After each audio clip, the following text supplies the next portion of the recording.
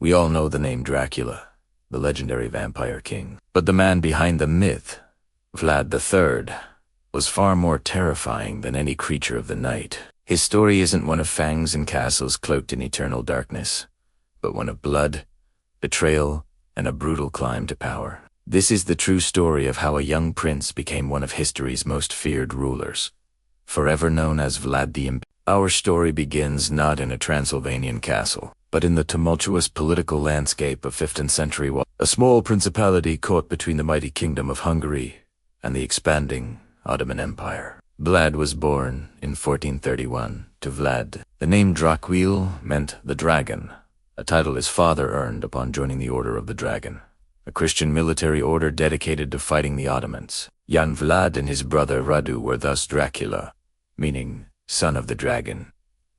This name, once a symbol of honor, would later become synonymous with terror.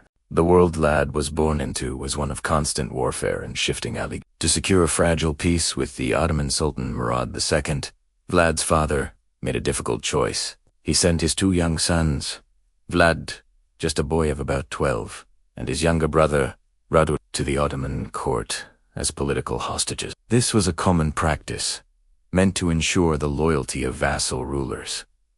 For Vlad, this was not a guest stay. It was a gilded cage, a formative period that would forever shape his destiny and harden his heart. Life in the Ottoman court was a masterclass in power, politics, and cruelty. While his brother Radu adapted, even befriending the Sultan's son, the future Mehmed the Conqueror, Vlad was defiant and resentful. He witnessed the Sultaness' absolute power firsthand, how loyalty was rewarded and how betrayal was punished with ruthless efficiency. He studied their military tactics, their governance, and most importantly, their methods of instilling fear. It was here, surrounded by his enemies, that Vlad learned the psychological power of brutality. These years of captivity instilled in him a deep-seated hatred for the Ottomans and a burning desire for revenge. He saw his own father's wavering loyalty and the weakness of Wallachian nobles, and he vowed to be different. He would be a ruler who commanded not just respect, but absolute, terrifying obedience. After several years, Vlad was released. He returned to Wallachia in chaos. His father and older brother had been brutally murdered by rival nobles, the Bojars, who were backed by the Hungarian regent, John Hunyadi. Vlad's first attempt to claim his father's throne was brief. He seized power for a few months in 1448 with Ottoman support, but was quickly driven out by a Hungarian-backed rival. He was a prince without a throne, an exile forced to wander, biding his time. These years in exile were not wasted. Vlad honed his military skills, serving under Hunyadi, the very man who had a hand in his family's downfall. It was a classic case of the enemy of my enemy is my friend. Both Vlad and Hunyadi shared a common goal, stopping the Ottoman advance into Europe.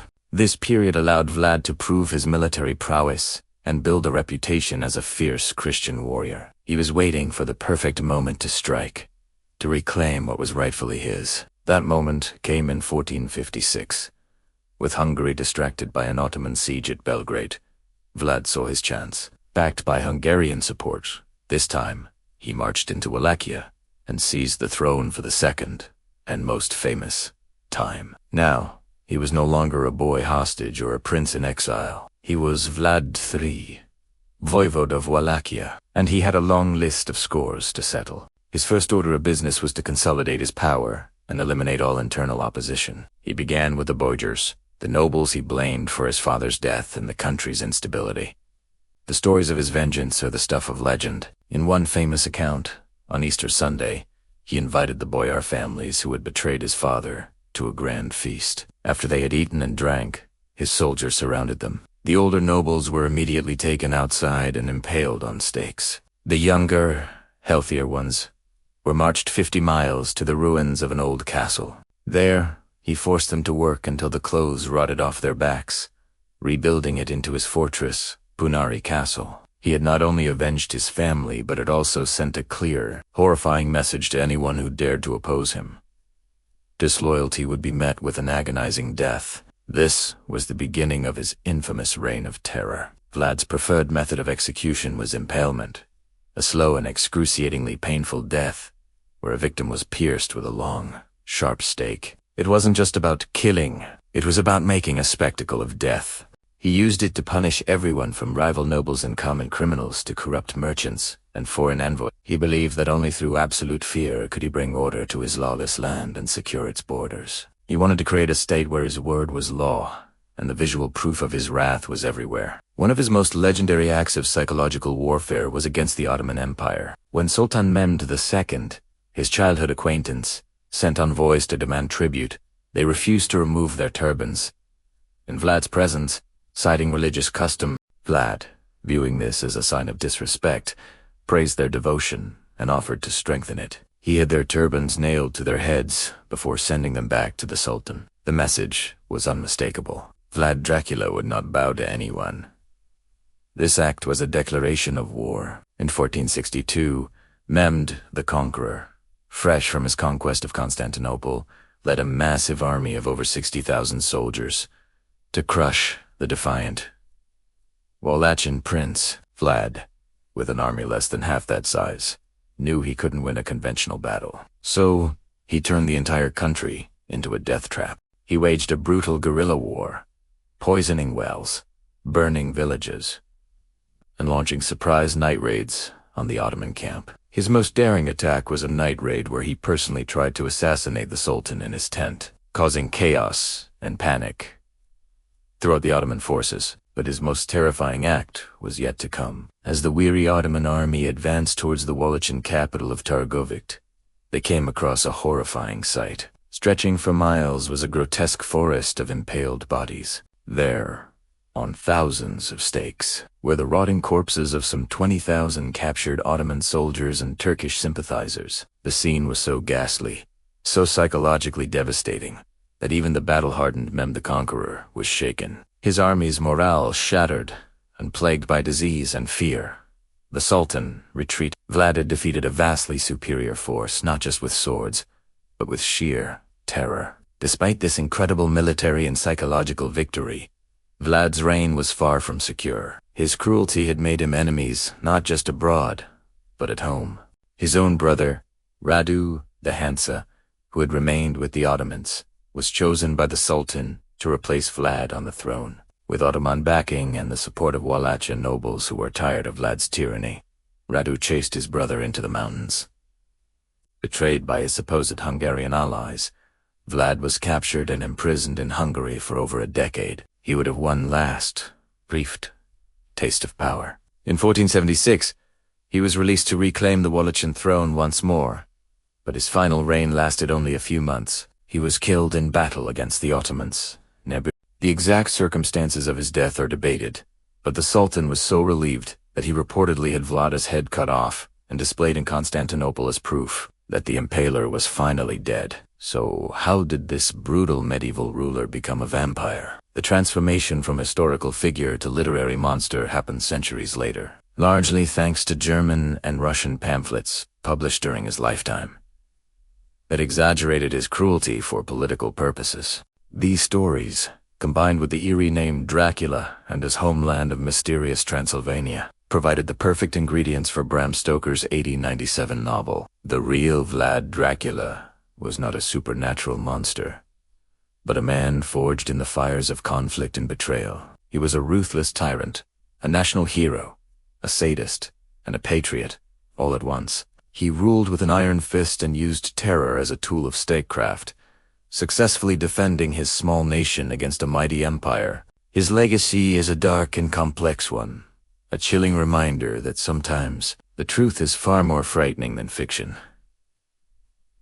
Ever heard of a place called the Forest of the Impaled? It sounds like something from a nightmare, but for the enemies of one 15th century ruler, it was a terrifying reality. This isn't a horror movie script. It's the story of Vlad III, Prince of Wallachia, better known as Vlad the Impaler, the man whose name would echo through history, inspiring legends of the most fearsome vampire of all, Dracula. But the real story is arguably even more shocking. Born in 1431 in Transylvania, Vlad's early life was anything but peaceful. His world was one of constant political maneuvering and brutal warfare. His father, Vlad II Dracula, was a member of the Order of the Dragon, a chivalric order dedicated to defending Christianity against the expanding Ottoman Empire. This is where the name Dracula originates. It means son of the dragon. But this noble cause came at a great personal cost. As a teenager, Vlad and his younger brother Radu were sent as political hostages to the Ottoman court. Can you imagine being held captive by your father's greatest enemy? These formative years spent in a foreign, hostile environment undoubtedly shaped the man he would become. He learned the Ottomans' tactics, their culture, and their methods of exercising power. It was a harsh education, one that instilled in him a deep-seated hatred for the empire and a ruthless determination to survive. When Vlad finally returned to Wallachia to claim his throne, he found a kingdom plagued by instability and corruption. The local nobles, known as boyars, were constantly plotting, switching and undermining his authority for their own gain. They had a history of assassinating rulers, including Vlad's own father and older brother. Vlad knew that to rule effectively and to stand against the mighty Ottoman Empire, he needed absolute control. He needed to make an example, one that nobody would ever forget, and so began his reign of terror. One of his first and most infamous acts was the Easter feast of 1457. He invited hundreds of the boyars and their families to his court, supposedly to celebrate. As the feast wound down, his soldiers surrounded the hall. Vlad confronted the nobles, questioning their loyalty and their role in the kingdom's turmoil. He asked them how many princes had ruled in their lifetimes. Some couldn't even remember. A testament to the constant upheaval, their answers sealed their fate. According to the stories, the older boyars were immediately taken outside and impaled on sharpened stakes. The younger, healthier ones were marched 50 miles to the ruins of an old castle overlooking the Argic River. There, they were forced into slave labor, rebuilding it into what would become Ponari Castle, Vlad's personal fortress. They worked until the clothes rotted off their backs, and they dropped from exhaustion. Fe usorbaiveth. The message was brutally clear. Disloyalty to Vlad Dracula would not be tolerated. This was just the beginning. Vlad applied his own twisted sense of justice to all levels of society.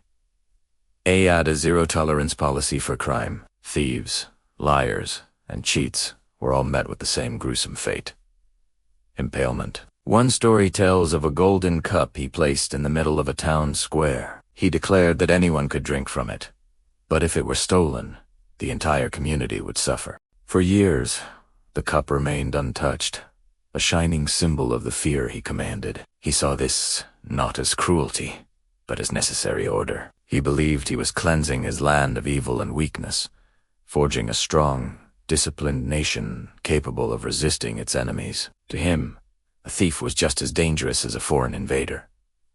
Both threatened the stability of his realm, but it was his war against the Ottoman Empire that truly cemented his terrifying reputation. The Sultan, Mehmed II, the conqueror of Constantinople, demanded that Vlad continue paying the traditional tribute. Vlad's response was one of pure defiance. He had the Ottoman envoys brought before him. When they refused to remove their turbans in his presence, citing religious custom, Vlad reportedly had their turbans nailed to their heads, saying he wished to strengthen their customs. It was a shocking insult, a direct challenge to the most powerful ruler in the region. War was now inevitable.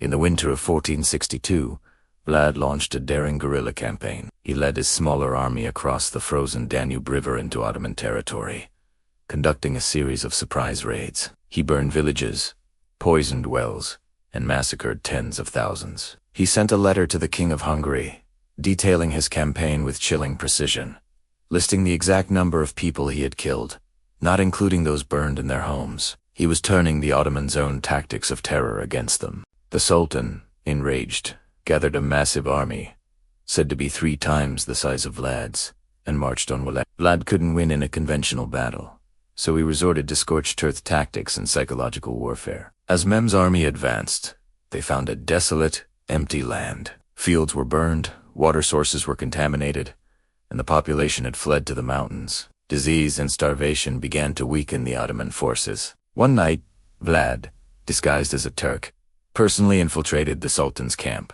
His goal was to assassinate Mehmed himself. While the attempt failed, The resulting chaos and night attack caused immense panic and heavy Ottoman casualties. But Vlad saved his most horrifying spectacle for last. As the Sultan and his exhausted army finally approached the Wallachian capital of Targovik, they were greeted by a scene of unimaginable horror. Stretching for miles on either side of the road was a grotesque forest, but this forest wasn't made of trees. It was a forest of stakes, upon which the decaying bodies of over 20,000 captured Ottoman soldiers and Bulgarian collaborators were impaled. Men, women, and children. The air was thick with the stench of death. The sight was so ghastly, so soul-shattering, that even the battle-hardened Sultan, the man who had conquered the great city of Constantinople, was said to have turned back in disgust and horror. He admitted that he could not win a war against a man who would do such things. The forest of the impaled had served its purpose. It broke the will of the invading army. So, was Vlad a monstrous sadist, a national hero, or something in between? In Romania today, he's often viewed as a stern but just ruler. A national hero who defended his homeland against overwhelming odds. They see the tales of his cruelty as necessary measures to bring order and fight for independence. For the Turks and his other enemies, he was the devil incarnate, a bloodthirsty tyrant. The German pamphlets of the time, the 15th century equivalent of tabloids, eagerly sensationalized his deeds, painting him as a monster who enjoyed dining amidst his dying victims. These stories, whether true or exaggerated, spread across Europe and eventually inspired Bram Stoker's iconic vampire. The reality is that Vlad the Impaler was a product of his brutal time. He lived in a world where cruelty was a common tool of statecraft. His methods were extreme, even for the 15th century, but they were brutally effective. He secured his throne, brought a temporary end to the boyars' corruption, and held off the Ottoman Empire for a time, a feat few other European leaders could claim. His reign of terror was calculated, a deliberate use of psychological warfare to control his people and terrify his enemies. He ruled by fear, and in doing so, became a legend, a dark, terrifying legend, born not from fiction, but from the very real and very bloody history of a man who would do anything to protect his kingdom. History is filled with larger-than-life figures, but few are as terrifying or as misunderstood as Vlad III, Prince of Wallachia.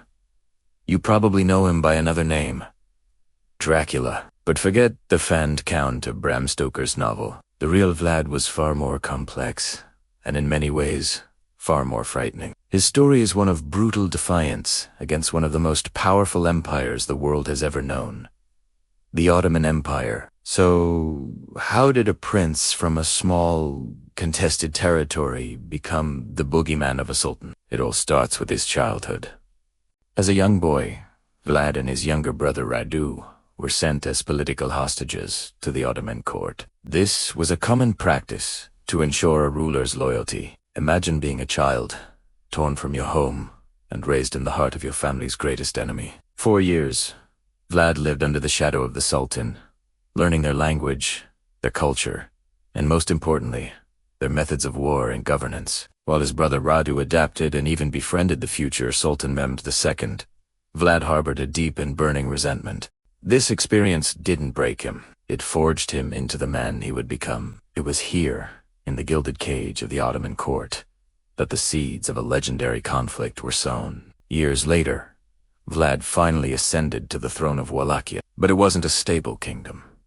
It was a land caught between two giants, the Kingdom of Hungary to the north and the ever-expanding Ottoman Empire to the south. Wallachia was a buffer state, constantly paying tribute to the Sultan to maintain a fragile peace. For a while, Vlad played the game. He paid the required jizya, the tax levied on non-Muslim subjects, but it was a humiliation he couldn't stomach for long. The Sultan, Mehmed II, the conqueror of Constantinople, demanded not just gold, but also a tribute of boys for his elite Janissary corps. This was a step too far for Vlad. The breaking point came in 1461. Sultan Mehmed sent envoys to collect the overdue tribute. Vlad's response was a masterclass in brutal messaging. Legend says that when the Ottoman envoys refused to remove their turbans in his presence, citing religious custom, Vlad had their turbans nailed to their heads, remarking that he wished to strengthen their customs. Whether this specific event happened exactly as told is debated by historians, but it perfectly captures the spirit of his defiance. The message was loud and clear. Wallachia would no longer bow. This act was a declaration of war. Vlad knew the Ottomans would not let this insult slide. He didn't wait for them to come to him. He launched a shocking, preemptive strike, crossing the frozen Danube River into Ottoman territory in the winter of 1462. He waged a campaign of pure terror, burning villages and slaughtering tens of thousands of Ottoman subjects. He even sent a letter to the King of Hungary, detailing his gruesome campaign with chilling precision, counting the heads of his victims. He wasn't just fighting a war. He was using psychological warfare on an epic scale. He wanted the Sultan to know exactly who he was dealing with. Sultan Mehmed II was enraged. This was the man who had conquered the invincible city of Constantinople. He would not be defied by a minor prince. Mehmed amassed a colossal army, some say over 100,000 strong, one of the largest forces of its time, and personally marched to crush Wallachia once and for all. Vlad, by contrast, could only muster a force of perhaps 30,000. He was hopelessly outnumbered. A direct confrontation would be suicide. So, Vlad turned to the one advantage he had: his intimate knowledge of the land and his willingness to do what others would not. He didn't meet the Ottomans on an open field. Instead, he turned all of Wallachia into a death trap. As the massive Ottoman army advanced, they found nothing. The wells were poisoned, the fields were burned, and the villages were empty. Vlad employed scorched earth tactics, denying the invaders any food or water. He used guerrilla warfare, launching small, brutal, hit-and-run attacks, striking at night and melting back into the forests and swamps. The Ottoman soldiers, used to glorious sieges and pitched battles, found themselves fighting ghosts in a hostile, barren land. Their morale began to crumble under the constant fear and deprivation. The climax of this campaign of terror was the infamous night attack. Knowing the location of the Sultan's personal tent, Vlad and a small group of his most loyal men disguised themselves as Ottoman soldiers and infiltrated the massive enemy camp in the dead of night. Their goal was audacious: to assassinate the Sultan himself. Chaos erupted as they stormed through the camp, cutting down soldiers in their sleep. While they failed to find and kill Mehmed, the psychological impact was devastating. The Sultan's own camp, the heart of his military might, had been violated. The incident shattered the sense of Ottoman invincibility and left the army deeply shaken. But what came next would forever cement Vlad's terrifying reputation. As Mehmed's army, weary and demoralized, finally approached the Wallachian capital of Tak, they were not met with walls and defenders.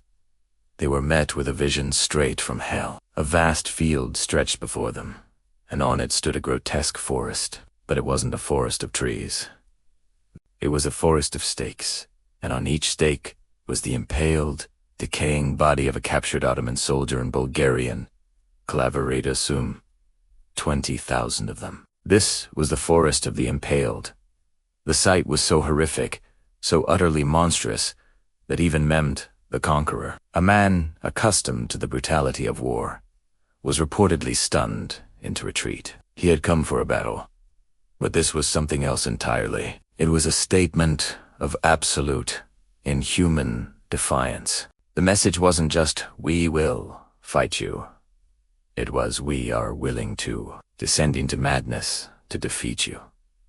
The physical threat was one thing, but the sheer horror of it broke the will of the Ottoman army. They turned back, leaving Wallachia for the time being. Vlad had won, not by defeating the Ottoman army in battle, but by terrifying them into submission. However, victory achieved through such brutal means is often short. Vlad had repelled the Sultan, but he had made enemies everywhere.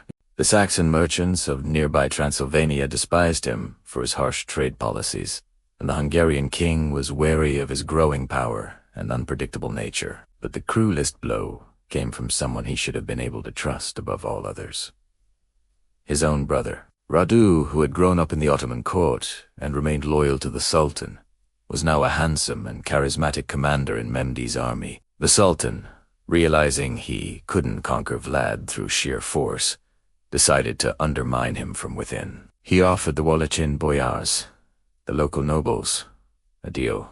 They could get rid of the tyrannical and unpredictable Vlad and replace him with his charming Protoman brother, Vlad the Handsome. For many of the Bojars who had grown tired of Vlad's constant warfare and iron-fisted rule, it was an appealing offer. Betrayed by his own nobles who defected to his brother's side, and with his Hungarian allies turning on him, Vlad's position became untenable. He was forced to flee to Hungary, seeking aid from the very king he had once fought alongside. But instead of receiving help, he was arrested and imprisoned on false charges of treason. For over a decade, the feared Impaler, the enemy of empires, languished in a Hungarian prison. He would eventually be released and even briefly regain his throne years later. But his time had passed. He was killed in battle shortly after, his head sent to Constantinople as a trophy for the Sultan. His enemy had finally gotten him. So, was Vlad a heroic defender of his homeland, a Christian warrior holding back the tide of Ottoman expansion? Or was he a sadistic monster, a tyrant who reveled in cruelty? The truth is, he was likely both. He used terror as a weapon of statecraft, fighting a superpower with the only tools he had. His methods were undeniably horrific, but in his mind, they were necessary for survival. He remains a national hero in Romania, seen as a strong ruler who defended his country's independence against impossible odds. To the rest of the world, thanks to a 19th-century Irish novelist, he's a vampire. How did a medieval prince, a national hero to some, become the world's most famous monster? Forget the capes and bats for a moment. Let's uncover the chilling true story of the man who became Dracula. Our story begins in 15th century Wallachia, a region in modern-day Romania, caught between the mighty Ottoman Empire and the Kingdom of Hungary. This was a land of constant warfare, betrayal, and brutal survival. Into this turmoil, in 1431, a prince was born. Vlad III, son of Vlad II. The name Dracula meant the dragon, as his father was a member of the Order of the Dragon, a chivalric order dedicated to defending Christianity. So, Dracula simply meant son of the dragon. It wasn't sinister ... yet. Vlad's childhood was anything but princely. He and his younger brother, Radu, were sent as political hostages to the Ottoman court. Imagine, as a young boy, living in the heart of your family's greatest enemy. These years shaped him, hardening his resolve and teaching him the ruthless tactics of his captors. When he finally returned to reclaim his throne, he was a changed man, determined to secure his land and his power by any means necessary. And this is where the man begins to merge with the monster. Vlad's rule was defined by one terrifying method: impalement. He used it as a tool of psychological warfare, a gruesome display of power meant to terrify his enemies, both foreign and domestic. His goal was to create a state of absolute order through absolute fear. Anyone who dared to defy him, be they Ottoman invaders, rival Bojars, or common criminals, could end up on a stake. One of the most infamous tales describes his encounter with an invading Ottoman army. The Sultan's forces marched into Wallachia, only to find a ghastly forest of the dead. Outside Vlad's capital city, thousands of captured Ottoman soldiers were impaled on stakes, a silent, horrifying warning. The sight was so shocking, so utterly demoralizing, that the invading army, despite its superior numbers, reportedly turned back in disgust and terror. It was this event that earned him the nickname Vlad the Impaler. These acts were undeniably brutal, but in the context of his time and place, were they pure evil? To many Romanians, Vlad is seen not as a monster, but as a fierce defender of their homeland. He was a strict, but just, ruler who fought against corruption and stood up to a seemingly unstoppable empire. His cruelty was a weapon, used to forge a nation and protect his people from foreign domination. He was a patriot, a freedom fighter. So, how did this complex, brutal warlord transform into a blood-sucking creature of the night? Vlad the Impaler died in battle around 1476. But his story was just beginning. In the years following his death, his enemies, particularly German merchants in Transylvania who had clashed with him, started printing pamphlets about his atrocities. Thanks to the new printing press, these stories spread like wildfire across Europe. They were the sensational tabloids of their day, exaggerating his cruelty, painting him as a devilish tyrant who dined among his dying victims and drank their blood. The legend was being born, far removed from the political realities of Wallachia. For centuries, Vlad the Impaler remained a figure of historical horror, a bogeyman in European folklore. But the final transformation came in 1897. An Irish author named Bram Stoker was researching Eastern European folklore for a new horror novel. He stumbled upon the name Dracula and accounts of the bloodthirsty prince of Wallachia. He combined this historical figure with local superstitions about the undead, or strigoi, and created the elegant, aristocratic, and terrifying Count Dracula. Stoker's novel wasn't an instant bestseller, but its influence was immense. It tapped into Victorian anxieties about foreignness, disease, and sexuality. And with the dawn of cinema, Dracula found his true immortality. From Max Schreck's Nosferatu to Bela Lugosi's iconic portrayal, and countless interpretations since, the vampire count became a permanent fixture in our global culture. The historical Vlad the Impaler was almost completely consumed by his fictional counterpart. What's fascinating is how the two figures have now intertwined. Tourists flock to Romania, visiting castles associated with Vlad, hoping to catch a glimpse of Dracula's shadow. The historical man and the literary monster have become inseparable. The story of Vlad the Impaler is a powerful lesson in how history is written by the victors on, the storytellers. A 15th century rulers, brutal tacti, amplified by printing press propaganda and reimagined by a Victorian novelist, created an icon of fear that has lasted for over a century. The man may have died in battle, but his name, twisted and transformed, achieved a terrifying kind of immortality. He became more than a prince, more than a warlord. He became a myth. He became Dracula. Thank you for joining me on this journey from history to horror.